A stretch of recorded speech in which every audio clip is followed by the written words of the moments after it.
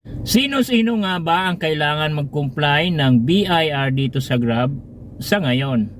At ano nga bang tax type ang ipinapataw nito? Ayan ang pag-usapan natin mga bro, kaya mas mahalaga mapanood mo itong may bahagi ko sa inyong kaalaman. Kaya keep on watching.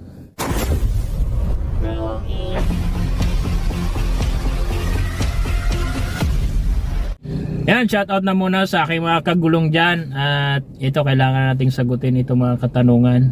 Kung sino-sino nga ba ang kailangan mag-comply ng BIR dito sa Grab sa ngayon, yung tinatawag na Certificate of Registration, which is ang kailangan mag-comply si Grab Operator, Grab Operator Driver, at saka yung mga nabigyan ng SP or Special Power of Attorney. Yan, sila yung kailangan mag-comply ng BIR kasi wala pang update tungkol sa mga driver na may operator. At saka, kung ano nga bang tax type nakapaloob dito sa Certificate of Registration, yun ay tinatawag na Individual Income Tax 1701Q at saka yung Percentage Tax 2551Q.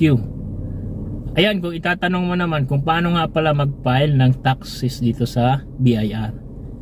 Ayun ay hindi ko masasagot, pasensya na mga guys, dahil ang mas nakakaalam kung paano mag-file ay yung mga accounting, bookkeeper, yun sila yon. Dahil may tagapag-file ako at may nasasagap akong kaalaman galing dun sa aking tagapag-file kung anong sistema sa pag-file.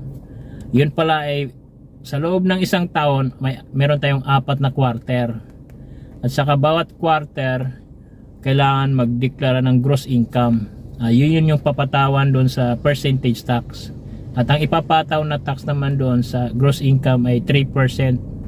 Palagay natin sa loob ng 3 buwan or first quarter or second quarter, kung anong quarter ang na-file, kung magkano yung gross ng kinikita, yun yung papatawa ng 3%. At saka kailangan i-deklara din yung expenses.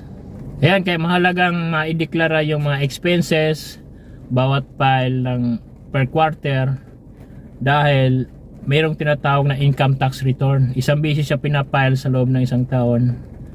At exempted ka sa income tax return kapag ang kita may 250,000 below net income. Sa net income yon, babawasan ng mga expenses. Kapag susobra doon, papatawan ka ng income tax return, kung hindi ako nagkakamali, 15%. Yun lang yung maibahagi ko sa inyo mga bro, kung sino-sino ang kailangan mag-comply ng BIR sa Grab, at kung ano nga bang tax type nakapaloob dito sa Certificate of Registration. Yun. Kaya mas malaga nakapanood ka nito, at maraming salamat. Please do like, share, and subscribe.